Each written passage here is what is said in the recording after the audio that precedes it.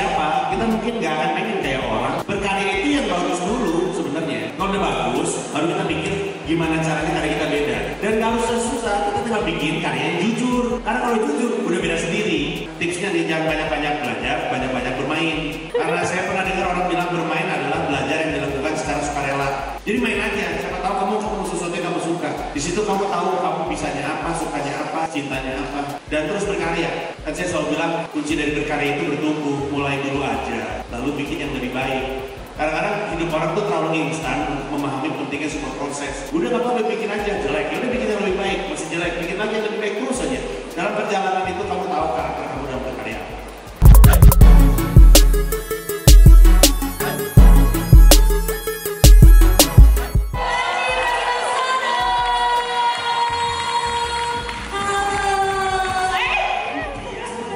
Yang sopan.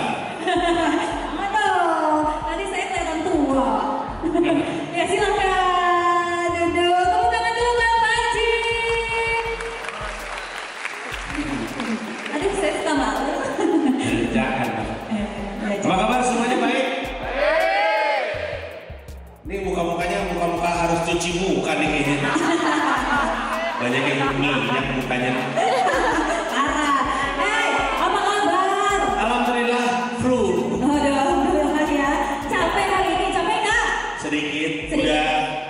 Usia saya.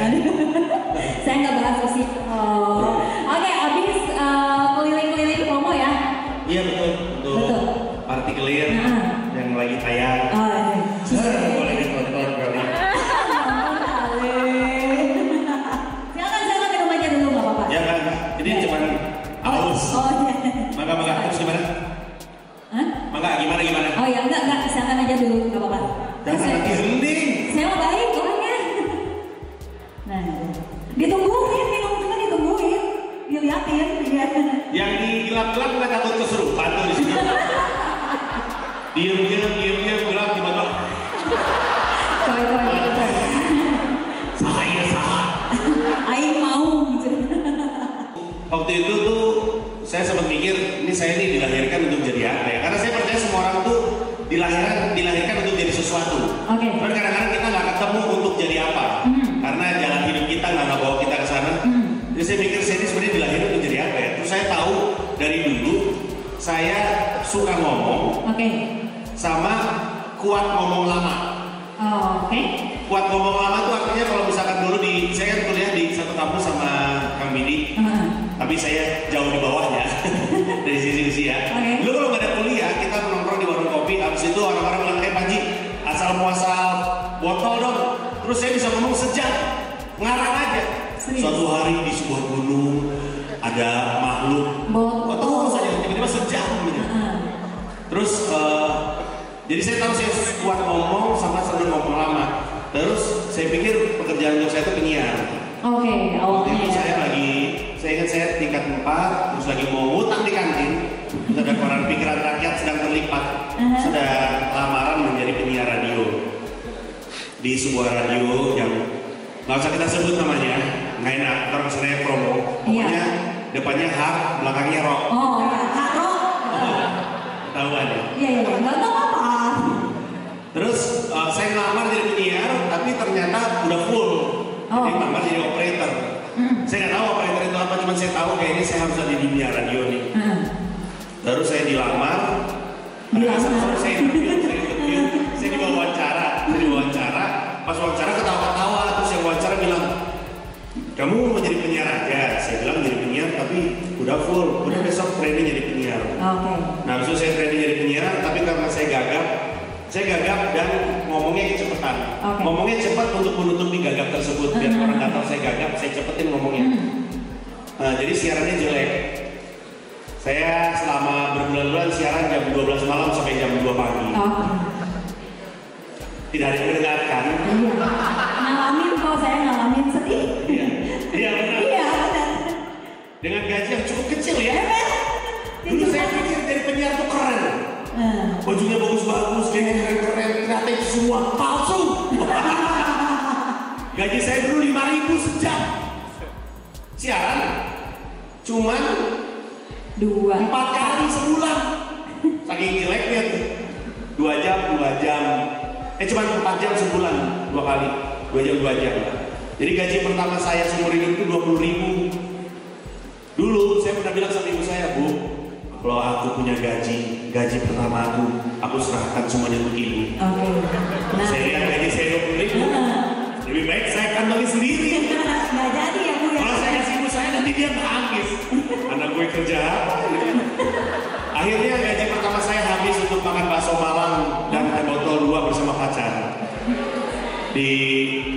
Sekarang masih ada nggak ya? Dulu di Masjid Cipaganti depannya itu ada bakso Malang. Emang mahal tuh si bangsa tuh. Habis gaji saya buat makan bakso. Traktir lagi. Ya tapi karena saya butuh duit, kan saya butuh kuliah, akhirnya saya belajar untuk siaran lebih baik. Akhirnya dipercaya jadi megang siaran paginya di Purnama Show itu sama Tika Priata Kusuma. Akhirnya udah kebuka karirnya di hiburan, bawain acara Nade, mulai dulu. Sampai akhirnya saya nge-rap, nulis buku dan stand up comedy. Sekarang saya menulis dan menyutradarai film. Oke, boleh tepuk tangan dulu dong. Nah, ngomong-ngomong tentang stand up comedy, kok bisa sih langsung meluncur ke stand up comedy gitu, masuk ke dunia situ? Karena awalnya kan saya pikir saya pintar ngomong sama kuat ngomong lama. Jadi saya cuma tahu itu doang. Saya udah siaran, terus saya di sini ada yang tahu Kota Kembang nggak sih? Tahu nggak? Dulu zaman saya kuliah, Kota Kembang tuh kan pada pasar Kota Kembang tuh ada jualan DVD bajakan pada Oh iya benar. Iya. Masih kejamanin maksudnya. Masih nggak sekarang? Masih. Kalau sekarang enggak kok ya? Dulu DVD bajakan kita dan aman. Nggak akan digerebek polisi, tahu nggak kenapa? Karena di depannya emang ada pos polisi. Polisinya ikut beli DVD bajakan. Gimana mau digerebek orang dia milih-milih? Terus dulu beli 10 gratis 1. Dulu tuh di Kota Kembang beli 10 gratis 1. Saya beli 10. Oke. Biasanya satunya tuh saya ngambil. biasanya. Saya jujur loh. Iya, bagus. Jujur ya. Kamu kan tidak mau saya palsu. Ini dulu, sekarang kan saya udah insaf. Mau ngambil. Jadi di Kota Kembang itu ini segini DVD semua. Ada bungkus cuma yang itu doang. Lagi nyari-nyari. Ada ibu di samping saya. Saya langsung astagfirullah apa di sana?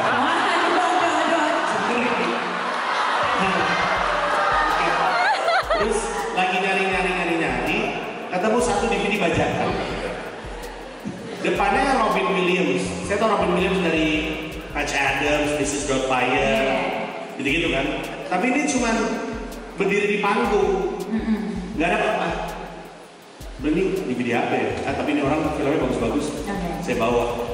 Dan DVD itu karena itu yang ke-11 ya bonus, saya nggak tonton selama berbulan-bulan. Suatu hari saya pasang, saya di situ nonton untuk pertama kalinya stand up comedy. Terus kepala saya kayak meletus gitu.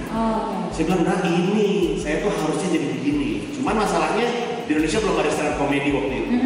Jadi saya nggak tahu saya mesti ngapain. Saya simpen cita-cita itu, pindah ke Jakarta, saya siaran di Hard Rock FM Jakarta. Partner siaran saya buka-buka YouTube. Dia lagi nonton stand up. Saya ingat lagi cita-cita saya, terus saya coba niatkan untuk stand up. Waktu itu saya tiap bulan itu nge-rap di sebuah acara, di tengah-tengahnya saya selipin stand up. Di situ saya pertama kali stand up. Nah, video itu saya upload ke YouTube.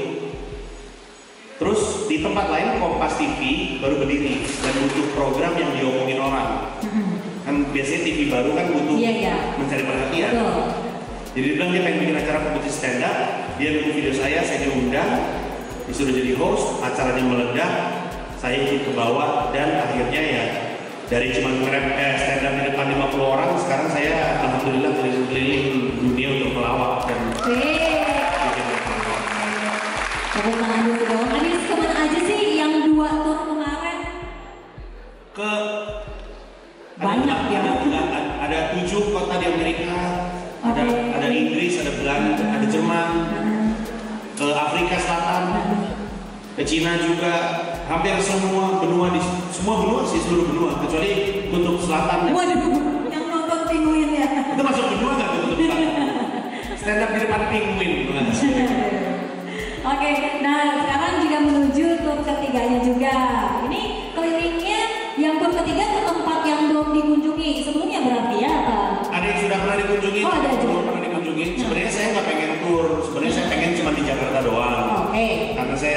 terus terang yang kemarin tuh sangat melelahkan secara fisik dan secara mental. Betul. Cuman saya tahu saya akan membuat sedih banyak orang kalau saya nggak keliling-keliling karena banyak yang nggak bisa datang ke Jakarta kan. Jadi saya tur tapi kotanya nggak terlalu banyak. Jadi tahun ini tur dunianya cuma ke 9 kota, kota di Indonesia cuma 3. Gitu. Oke, boleh tepuk tangan dulu dong. Jadi menurut Panji sendiri bukunya lebih ke mana sih genrenya? Nggak tahu, saya nggak pernah nulis untuk menyasar segmen tertentu atau untuk pengen jadi penulis apa gitu, penulis drama apa. Menulis apa ya, novel atau apa, nggak pernah. Pokoknya ada yang pengen saya tuangin dalam bentuk buku, yaudah saya bikin.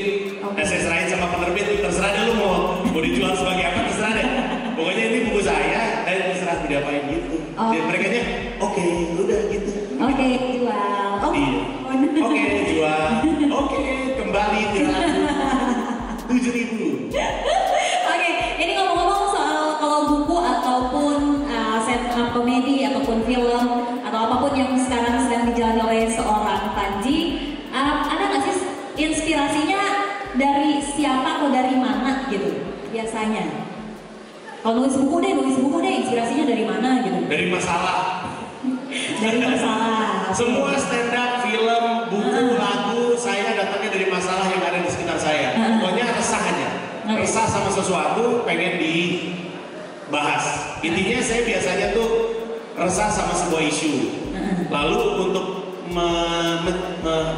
saya kan penasaran sama masalah ini. Untuk memuaskan rasa penasaran, saya baca banyak buku. Habis banyak baca buku, supaya saya ingat apa yang saya baca, biasanya saya tulis ulang. Saya tambahin pemikiran sendiri. Jadilah tuh satu buku tentang pemikiran mengenai sesuatu. Nanti dari buku ini, ntar saya sariin lagi jadi materi stand up. Nanti kalau udah jadi materi stand up, nanti saya sariin lagi jadi lagu. Makanya orang yang dengerin musik saya, baca buku saya, dan nonton stand up saya, itu suka merasa ada perpotongan di antara mereka bertiga karena memang dasarnya dari buku dulu. Baru diambil sari-sarinya di materi stand up gitu. Jadi agak menyambung gitu ya. Siap. Ya, boleh tepuk tangan dulu buat Mas Panji. Gak ada perempuan jalan. Itu adalah laki-laki yang ingin disangka perempuan.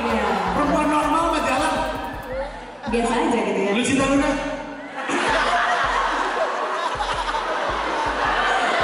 Tunggu nanti malam di akun Lambe Tura ya. Udah Pak, saya ngeri katanya. Amit coy ya. 90-an seorang Panji sudah menjadi mahasiswa ya. Apa pencapaian yang Panji dapatkan ketika sudah menjadi mahasiswa? Di ospek ini baik. Serius? Iya, panggil nggak nih? Ini baik yang ospek saya. Dulu di Fakultas Seni Rupa dan Desain ITB, ospek itu lucu. Jadi ada tekanan mental tapi lucu. Justru kalau kita, jadi mereka ngelawak di depan kita, kalau kita ketawa disuruh push up, sungguh sulit. Ya saya ketawa mulu, akhirnya push up mulu. Jadi baik itu senior saya. Dari dulu ya begitu. Masih ada orangnya ya. Nah kalau misalkan sebagai seorang mahasiswa di tahun 90-an nih, seorang Panji ya, ada nggak sih perbedaan dari 90-an sama mahasiswa milenial sekarang nih? Sama-sama kere kayaknya ya. Sama-sama susah hidupnya. Sama-sama berminyak mukanya. Ini kan gelap ya. Iya. Saya bisa melihat loh muka kalian berminyak. Yang mengkilap cuma minyaknya doang. Sampai belakang kelihatan tuh. Iya. Perbedaannya? Perbedaan. Nah, perbedaan yang sangat signifikan adalah waktu saya kuliah belum ada sosial media. Nah itu dia. Itu sangat-sangat signifikan. Sangat signifikan. Nah berarti ketika Panji mungkin belajar dunia siaran atau yang lainnya, kalau nggak ada media sosial, jadi belajarnya dari mana dong? Saya emang di training dan belajar dari kesalahan aja. Saya angkatan penyiar radio yang masih pakai kaset dan CD. 2 dek kaset sama 2 dek CD. Habis mainin lagu, dikeluarin harus digini dulu nih, set, baru ditaruh lagi di kaset. Bungkus kaset baru ditaruh. Kalian pernah megang kaset ya sih? Pernah. Oh bagus. Pernah. Antara nggak jauh umurnya sama saya atau hidupnya susah.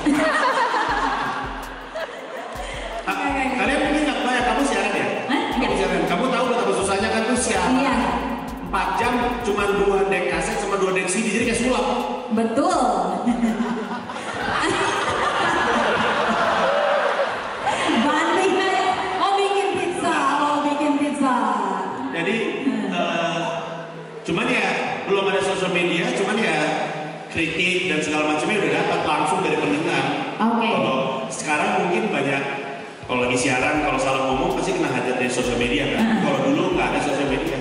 Bahkan dulu orang mau request ngirim fax. Waduh. Oh, susah banget. Ada request masuk nih.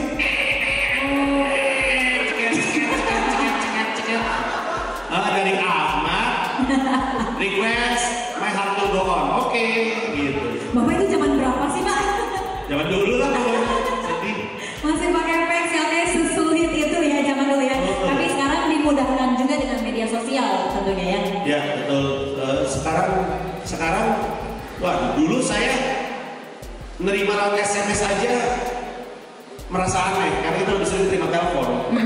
Waktu terima request dari SMS tuh ada banget ya SMS ya. Sekarang orang udah lewat Twitter, lewat Instagram, gitu, jadi lewat WhatsApp.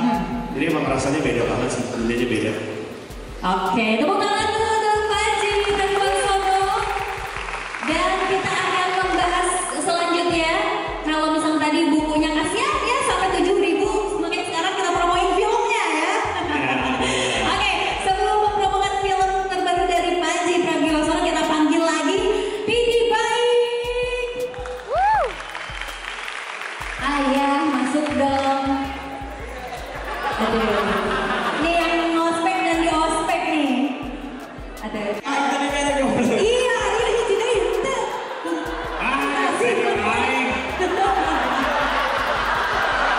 Segerain tadi bere. Udah lama gak ngomong Sunda nih. Mana kata bebal.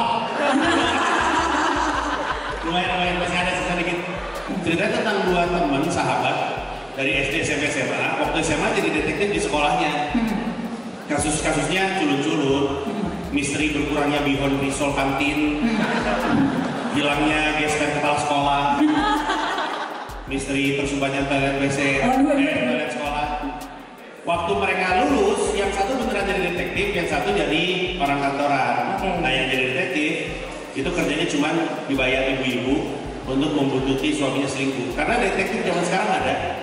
Kerjanya kayak gitu. Jadi kerjanya foto-foto orang selingkuh nih. Misalkan Pidi lagi, jangan Pidi deh. Misalkan ada orang selingkuh, difoto, diambil videonya, dikasih ke istrinya untuk bukti perceraian di sidang. Nah, satu hari ada perempuan bilang, tolong buntutin bokap gue, kayaknya dia selingkuh deh. Lagi dibuntutin, ternyata bapaknya ditembak. Biasa ngurus selingkuhan, tiba-tiba sekarang ngurus kasus pembunuhan. Karena dia bingung mesti ngapain, dia panggil SMA-nya zaman dulu. Pada SMA bilang, gue udah kawin, udah kerja. Akhirnya bantuin deh, akhirnya mereka bersatu. Jadi dua orang karakternya beda bersatu ngurus sebuah kasus pembunuhan. Gitu Oke, itu inti ceritanya ya. Nah, yang tepuk tangan udah nonton belum?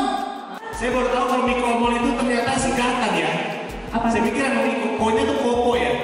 Mi-nya tuh Loh, saya misterius ya. Saya juga baru tahu Pak, kalau singkatan. Tadi saya datang pengen ngasih surprise sama yang nonton. Waktu saya masuk, yang surprise saya. Karena yang nonton cuma 7. Ada apanya nih? Cuma 7. Aduh, ya ampun. Habis satunya oma. Sempat nonton. Oh iya. Karena waktu itu lagi produksi juga. Oh gitu. Kalau syuting tuh kadang-kadang subuh dari situ, pulang malam dari situ. Jadi nggak sempat. Tapi semua orang ngomongin. Dan seperti yang tadi Pidi bilang, ngomonginnya tuh waktu muncul di seri pertama kali kan langsung jadi omongan tuh. Banyak yang mencemooh karena dirasa dialognya aneh. Waktu saya lihat, saya nggak ngerasa dialognya aneh, saya ngerasa dialognya beda. Saya tuh megang prinsip kalau berkarya itu sedikit lebih beda, lebih baik daripada sedikit lebih baik. Nah, ada tukang sapu lah. Karena yang berbeda yang membuat kamu ditemukan, misalnya itu prinsip, terutama karena sekarang di sosial media orang pada berkarya kan, orang pengen karyanya kelihatan. Kuncinya adalah sedikit lebih beda, lebih baik daripada sedikit lebih baik. Karena kalau sedikit lebih baik orang nggak akan sadar, tapi kalau sedikit lebih beda orang akan memperhatikan. Contoh, ada jarum jahit nih yang atasnya bolong. Misalnya jarum jahit saya pegang lebih tajam dikit daripada yang lainnya, lebih kuat dikit besinya. Terus di lantai ada 1000 jarum jahit. Ini silver juga kayak yang lain. Saya taruh, saya acak-acak, nggak ketemu semua orang. Tapi kalau saya pegang jarum jahit, besinya sama tajamnya, kualitasnya sama, tapi warnanya hijau. Sudah ada 1000 jarum jahit, saya cemplungin, ketemu jarum karena dia beda. Beda. Nah, kayaknya beda komedi baik itu ditemukan karyanya. Jadi karyanya nggak jalan kemana-mana. Karyanya ketemu sama orang, entah itu buku, entah itu film. Jangan nangis, ya. Bukan ini, nggak tahu kenapa ya. Nah jadi itu adalah prinsip yang baik dan teman-teman banyak yang kadang-kadang mikir pengen kayak si A, pengen kayak si B. Tapi sebelum pengen jadi kayak orang, udah tahu kita siapa atau belum? Kalau kita tahu kita siapa, kita mungkin nggak akan pengen kayak orang. Buat apa saya berkaitan ekspresi? Kalau kita nggak tahu kita siapa, kita nggak tahu apa yang berekspresikan gitu. Jadi di stand up comedy, teman-teman pasti sering lihat ada orang, ini kok nggak yang ngomongnya kayak ini. Stand up tuh dia itu gini, gue bingung ya, kenapa gini-gini ya? Gini-gini ya. Itu karena dia ketemu stand up sebelum ketemu dirinya. Jadi ketika dia stand up, dia pikir harus gitu. Padahal enggak. Kalau dia tahu dia siapa, dia ngelawak, dia jadi dirinya sendiri di panggung, nggak jadi orang lain. Gitu. Oke, tepuk tangan untuk Panji Pragiwaksono. Banyak orang, ini gelap, coba dinyalain. Minjem uang. Minjem uang. Emang benar sedikit lebih beda lebih baik daripada sedikit lebih baik. Tapi sebelum menjadi beda, udah baik belum? Itu aja dulu. Jangan beda dulu. Ibaratnya nih, saya mau jadi stand up comedian, saya beda, saya naik atas panggung, telanjang, waduh. Tapi lucu pun tidak, ya percuma dong dia telanjang. Jadi ada standar berkarya itu yang bagus dulu sebenarnya. Kalau udah bagus, baru kita pikir gimana caranya karya kita beda. Dan gak usah susah, kita tinggal bikin karya yang jujur. Karena kalau jujur, udah beda sendiri. Nah jadi, kalau kamu makan mie pakai oli di hujan, itu sebenarnya bukan hujatan. Itu lo peduli kepada kesehatanmu. Cuma dia tidak bisa menggunakan kata-kata lain untuk menghentikanmu. Jadi dia maki-maki aja, biar aku berhenti. Jadi, kalau menurut saya, belajar basicnya dulu, belajar dasarnya, bikin yang bagus, baru bikin yang beda. Nah kalau banyak beda gimana? Yang selalu saya ulang-ulang adalah lakukan gini, orang tuh baru tahu dia siapa kalau dia udah terpapar sama banyak hal. Jadi kalau sayangnya ada banyak orang yang misalkan dari kecil sama ayahnya diajarin piano saja. Ayahnya bilang suatu hari kamu akan jadi pianis terkenal, dari umur 5 main piano, cuma piano doang yang dia tahu. Ini anak nggak pernah benar-benar tahu sebenarnya dia bisa apa yang lain gitu. Dan saya bukan ayah yang luar biasa, tapi yang saya tahu, saya pengennya tanggung jawab saya sebagai seorang ayah, anak saya kasih pengalaman seluas-luasnya supaya suatu hari dia bisa bilang, gue sukanya ini, gue bisanya ini, bukan ayahnya yang nentuin. Nah kalau kamu belum ketemu apa yang membuat kamu beda, apa karakter kamu, apa yang kamu suka, saya curiga belum terlalu banyak pengalaman hidup kamu. Jadi jangan tipsnya nih, jangan banyak-banyak belajar, banyak-banyak bermain. Karena saya pernah dengar orang bilang bermain adalah belajar yang dilakukan secara sukarela. Jadi main aja, siapa tahu kamu ketemu sesuatu yang kamu suka. Di situ kamu tahu kamu bisanya apa, sukanya apa, cintanya apa, dan terus berkarya. Kan saya selalu bilang kunci dari berkarya itu bertumbuh, mulai dulu aja, lalu bikin yang lebih baik. Kadang-kadang kita takut untuk berkarya, takut dianggap jelek, dibilang sampah, dibilang ikut-ikutan, ya nggak apa-apa, namanya juga baru mulai. Kadang-kadang hidup orang tuh terlalu instan untuk memahami pentingnya sebuah proses. Udah nggak apa-apa, bikin aja jelek, udah bikin yang lebih baik, masih jelek, bikin lagi yang lebih baik terus aja. Dalam perjalanan itu kamu tahu karakter kamu dalam berkarya. Itu kurang lebihnya ya. Oke, terima kasih.